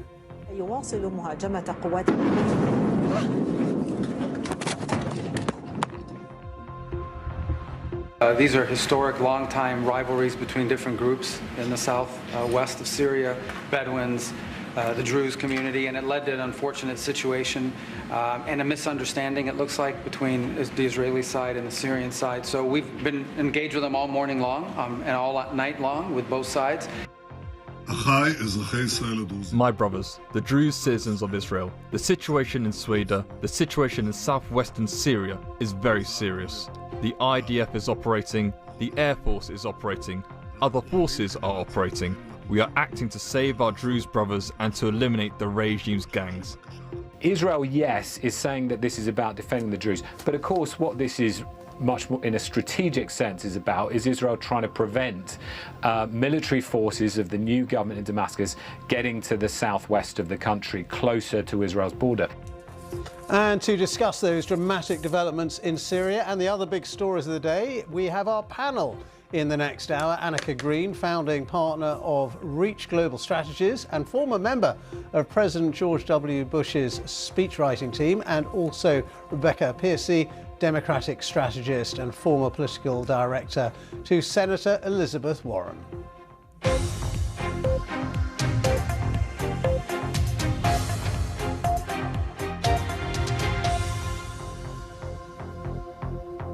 Hello and a very warm welcome to The Context USA. A little bit later, we'll have the latest on the president's feud with the Federal Reserve Chair, Jerome Powell. We'll also unpack the issue that is shaping up to be one of the biggest threats to President Trump's very strong support base. But first, let us start with the latest from the Middle East. And the US Secretary of State Marco Rubio has indicated that he does expect to see a de-escalation of the latest conflict between Israel and Syria. That's right. In a post on X just in the last few hours, Secretary Rubio said the U.S. had engaged all parties and, quote, had agreed on specific steps that will bring this troubling and horrifying situation to an end tonight. Well, Israel has been carrying out airstrikes on Syria's military headquarters and presidential palace in Damascus. The Syrian Health Ministry says 3 people were killed, with many others injured in the Israeli attacks on the capital. The Israeli Prime Minister, Benjamin Netanyahu, said they were protecting Syria's minority Druze community. Quote, "We are saving our Druze brothers," said Mr. Netanyahu. There are more than 100,000 Druze citizens living in Israel itself. Well, let's talk about this, first of all, with our panel. Annika Green, let's go to you first of all. Well, what do you make of Israel's latest military campaign now in Syria? It's been fighting on so many fronts, hasn't it, recently? Gaza, West Bank, Lebanon, Iran, the Houthis in Yemen, and now in Syria as well. I think it's a continuation of the wake-up call that Israel unfortunately received on October 7th when they were attacked by Hamas, and they really saw, all right, we are potentially alone here. We have to see to our own interests, and that includes starting to move against people who for a long time have said they want us to be wiped off the map. So this situation in Syria, I think, reflects that there is more of a potential for hair trigger reactions. When the reports came out that the members of the Druze minority community were being slaughtered and murdered, and we've seen some of that evidence in pictures on social media and videos, Israel reacted and, also reacted to the Syrian government sending tanks to that region and the violence happening there. And now there's a new ceasefire. So hopefully that will hold. Rebecca, what do you make of this, especially as we know the Trump administration is trying to build strong ties with the new leader in Syria? Well, one thing I keep thinking about is we can't lose sight of the human loss that we are seeing here in Syria. And while the conflict with the Druze and the killing of the Druze minorities is super urgent, we can't litigate this with airstrikes alone. And so I'm happy to see that there is a ceasefire for now. I'm like Annika, I hope it holds at this point. Okay, we'll come back to both of you in a moment, but first let's bring in our State Department correspondent, Tom Bateman. He has been following all the latest on this. Tom, it's good to see you. We mentioned the statement from Marco Rubio, the Secretary of State, on X just in the last few hours. What more is the State Department saying about the situation? Well, they say that they've been working all night and all day with all of the parties involved to try and reach some form of de-escalation. I think they believe now that they have got at least commitments for that, and that's potentially why you're hearing about, an agreement. At least the Syrian state media is reporting that Syrian government forces would withdraw from Sueda. That would certainly be, I think, a condition that the Israelis had been demanding. My sense is, that I think the administration was taken a bit unawares by the scale of the Israeli bombardment that has taken place over the last 24 hours or so. I think it's one of the reasons why we saw Marco Rubio say that they had been working basically round the clock to talk to everyone.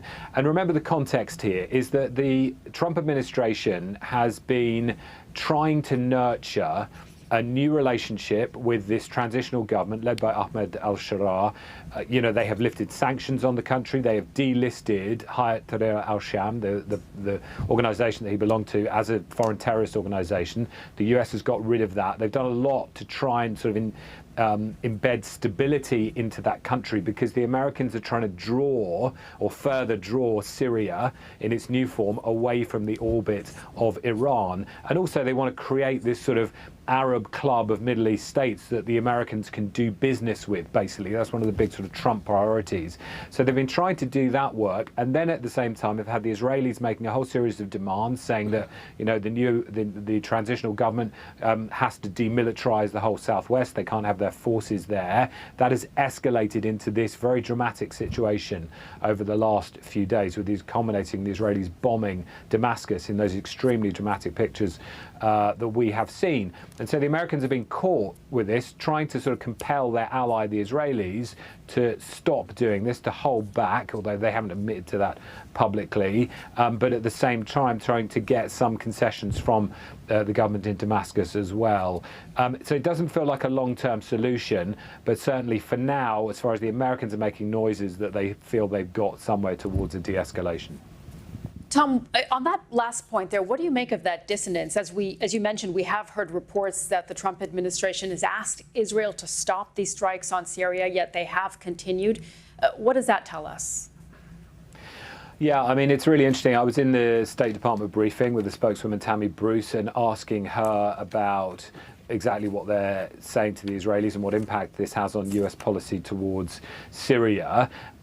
She sort of alluded to the idea that the President and the Secretary of State would have more to say about it in the coming hours. That was when we then got the statement from Marco Rubio saying that they had got commitments from all the parties. They didn't name them, but we assume they mean the Israelis, the Syrians, and the parties on the ground, including the Druze leadership, about what would happen next, but said they expect all the parties to carry that through.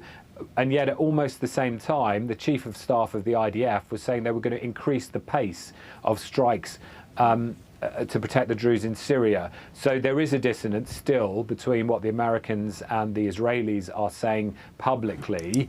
Whether or not, if there is a withdrawal of government troops from Sueda, that might change the dynamic. So I think we really have to look at the picture on the ground over the coming hours to see if the Americans can get their way on this, for now anyway.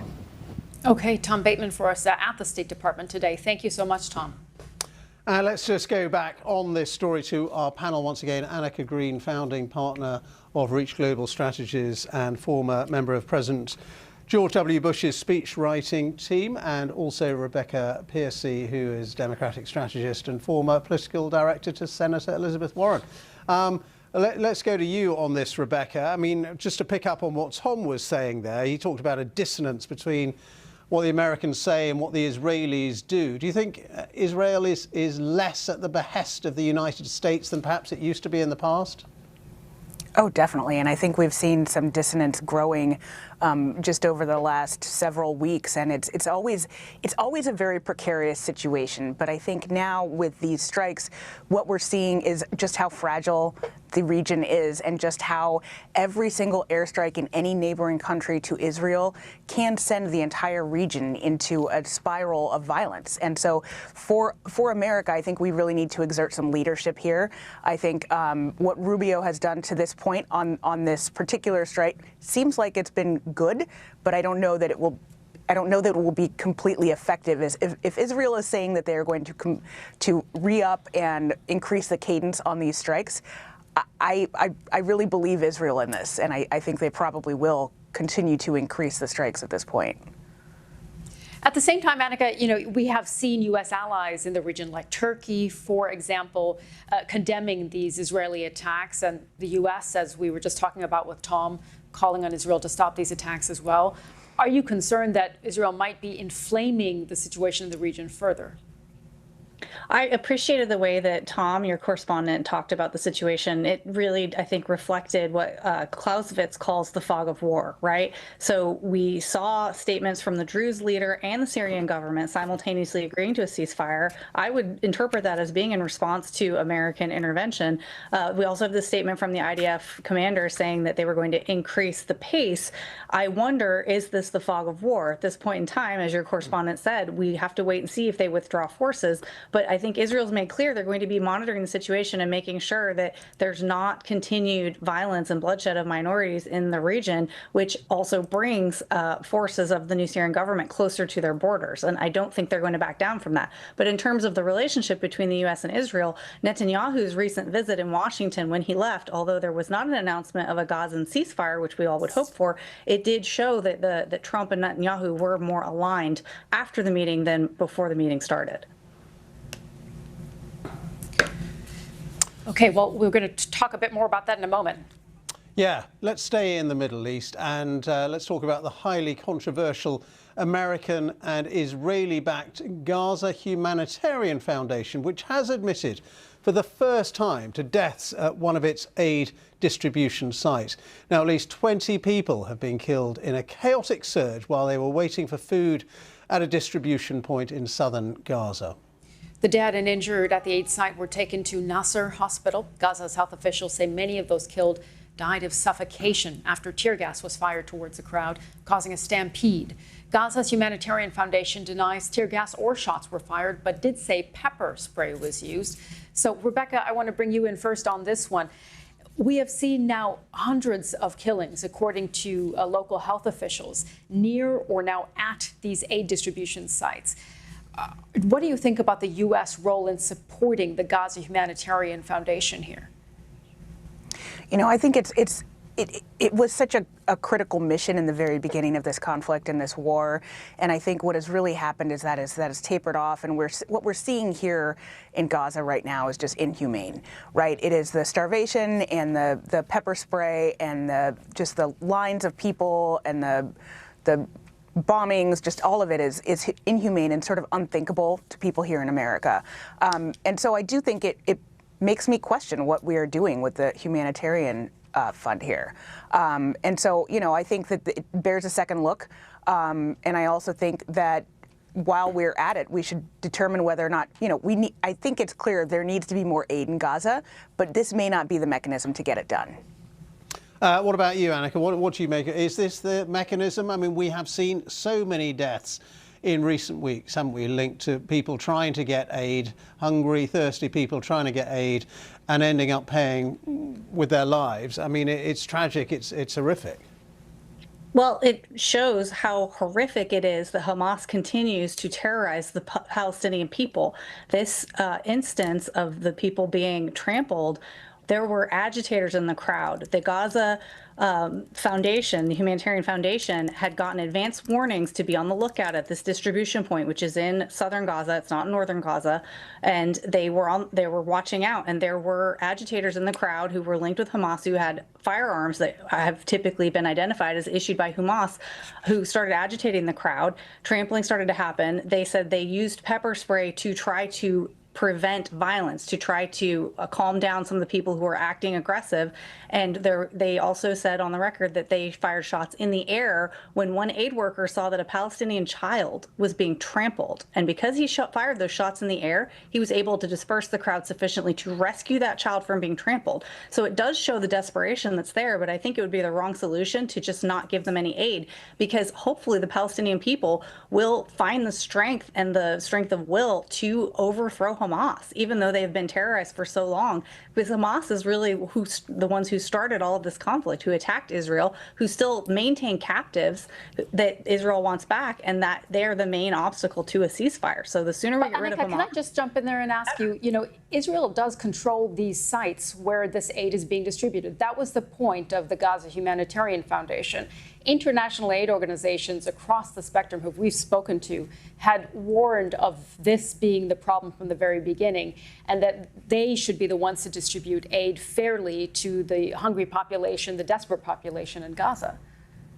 I think regardless of who is distributing aid, agitators coming and trying to prevent people from safely accessing aid is going to be a problem. I don't think Israel distributing it makes Hamas more likely to attack it.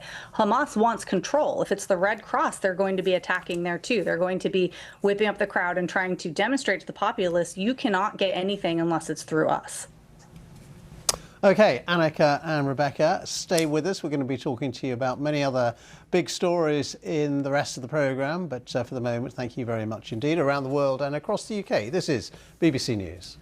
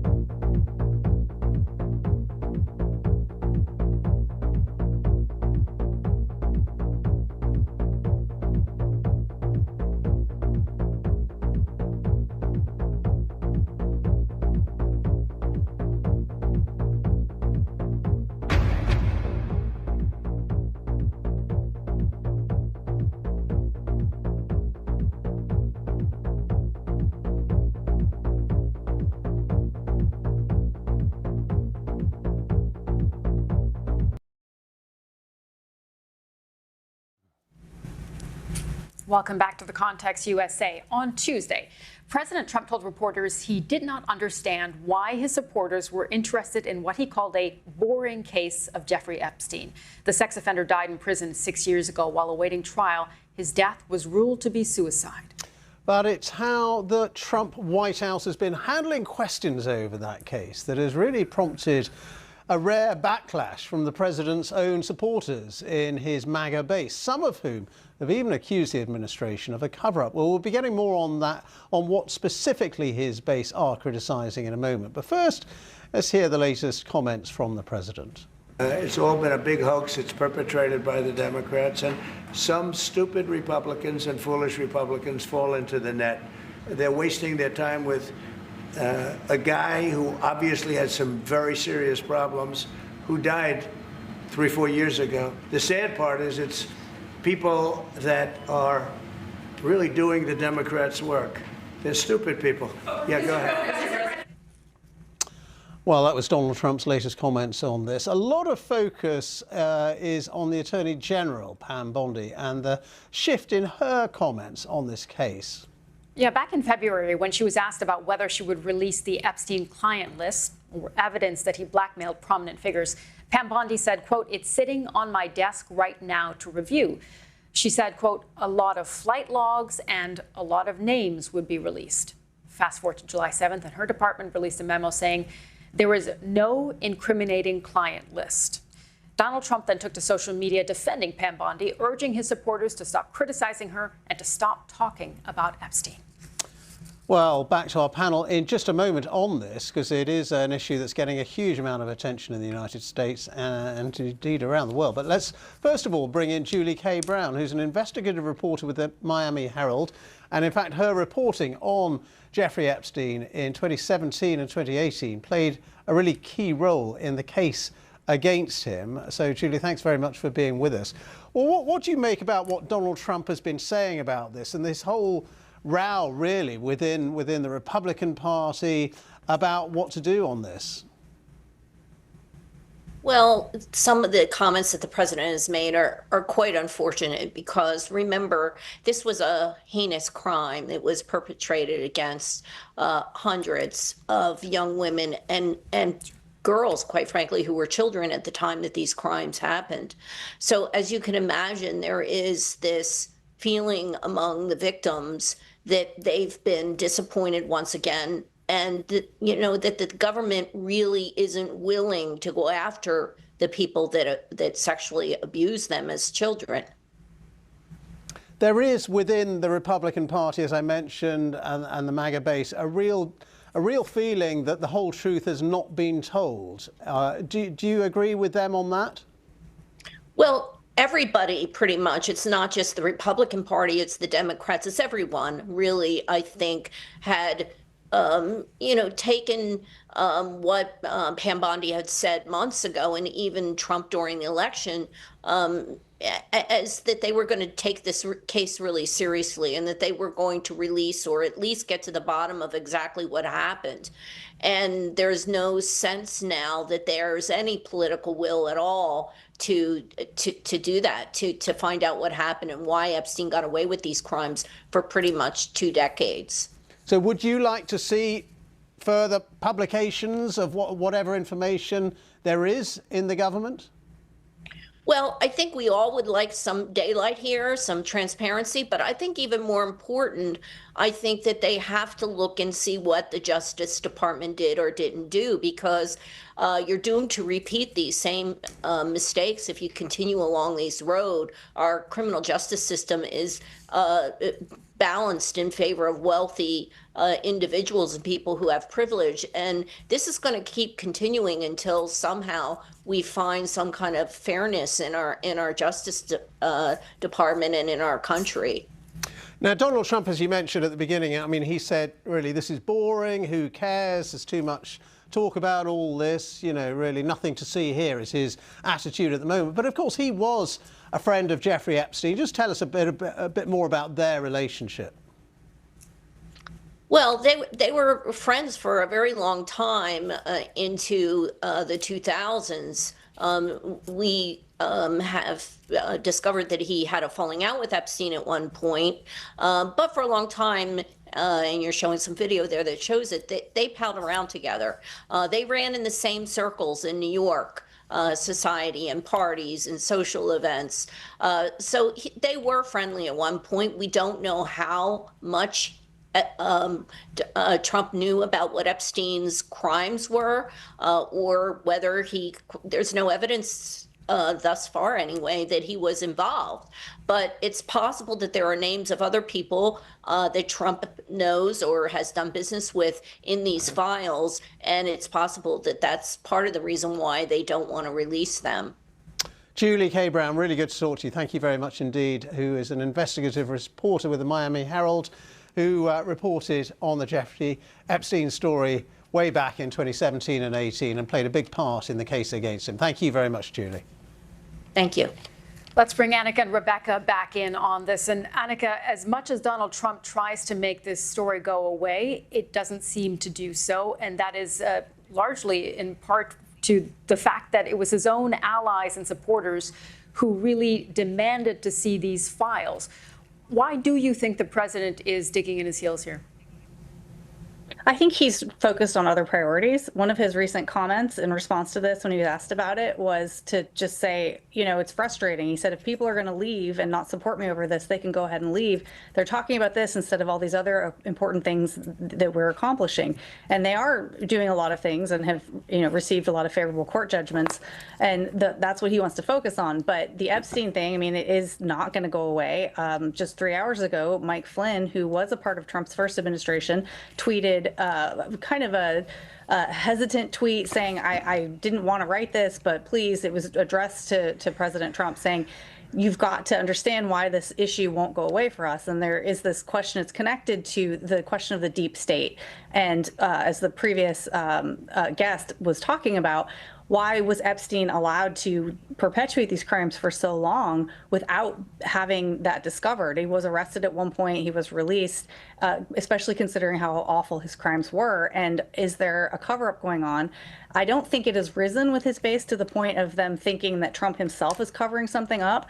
And I think if you look at it, I used to work for the government, as did Rebecca, and she perhaps can comment on this. But when you think about what are the implications of releasing what information we have, let's say there's nothing there.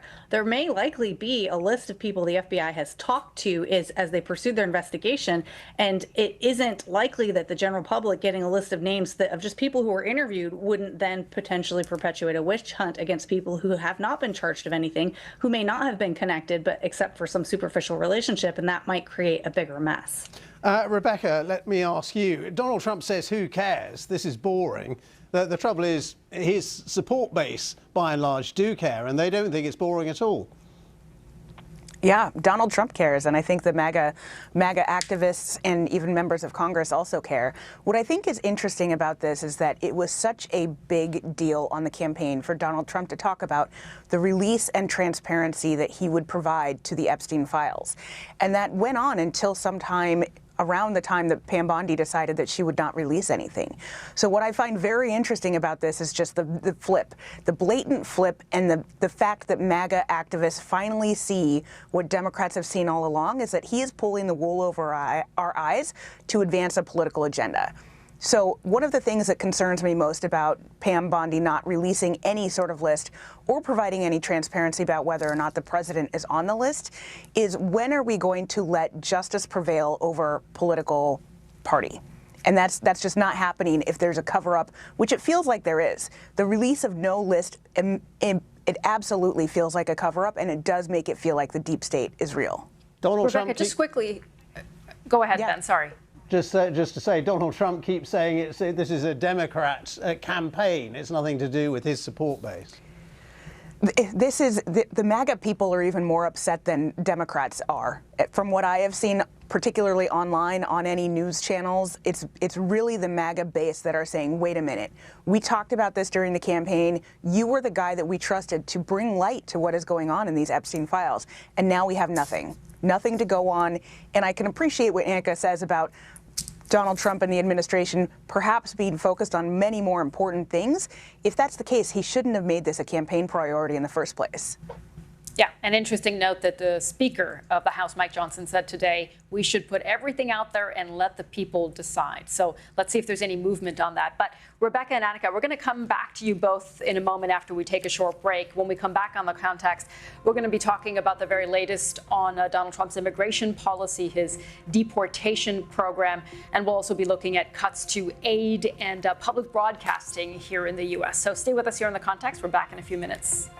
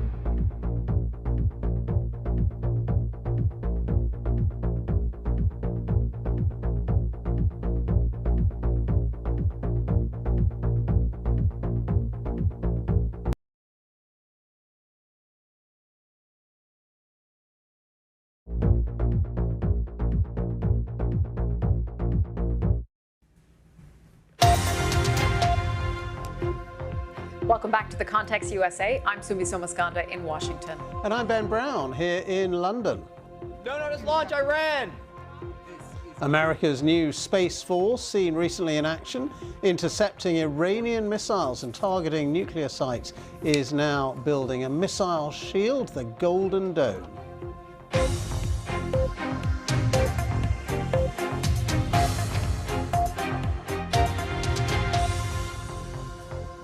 Well, more on that in just a few moments, but now to the latest in President Trump's immigration policy and his focus on mass deportations of undocumented migrants. Now, you might remember he told our chief North America correspondent Gary O'Donoghue in their interview this week that he is focused on deporting what he called criminal migrants. Well, the U.S. now confirmed that it deported 5 people the administration described as criminal illegal aliens to the southern African kingdom of Eswatini. Well, Tricia McLaughlin, Assistant Secretary of the Homeland Security Department, said 5 men from Vietnam, Jamaica, Laos, Cuba and Yemen were deported and that they had been convicted of crimes ranging from child rape to murder. Earlier this month, the U.S. sent 8 migrants from several countries to South Sudan after a court lifted restrictions on sending people to countries where they have no ties. Well, our correspondent Phumza Filani has been speaking to the Eswatini government and she's got more details from Johannesburg.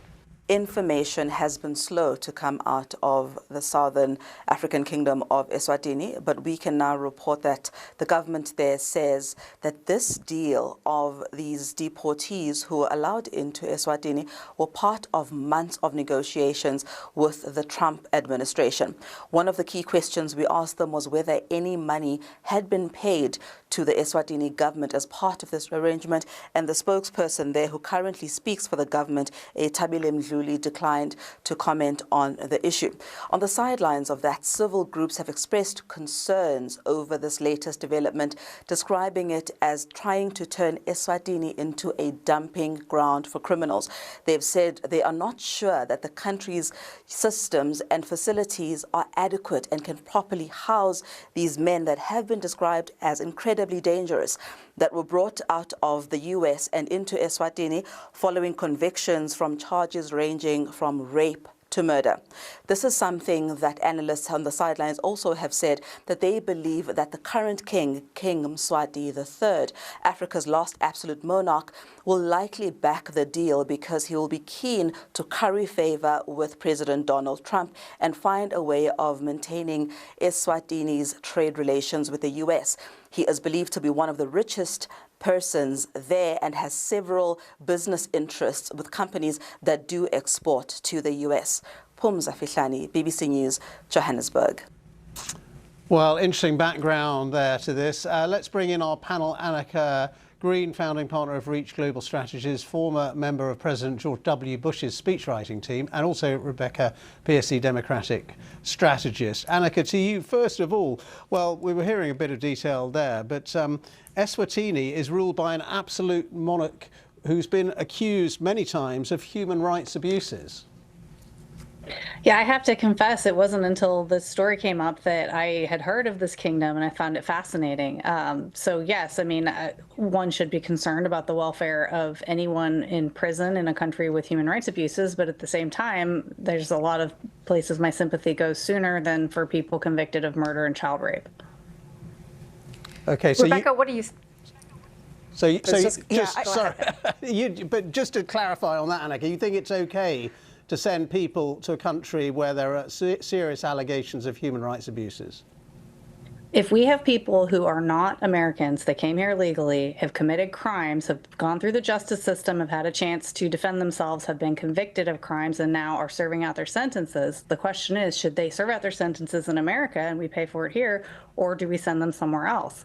I don't have a problem with them being sent somewhere else, and I would hope and presume that if it was the State Department making the deal with Eswatini, that they would say, okay, I mean, treat them appropriately, and that was probably part of the deal. We heard that it took months, so that would be my perspective on it.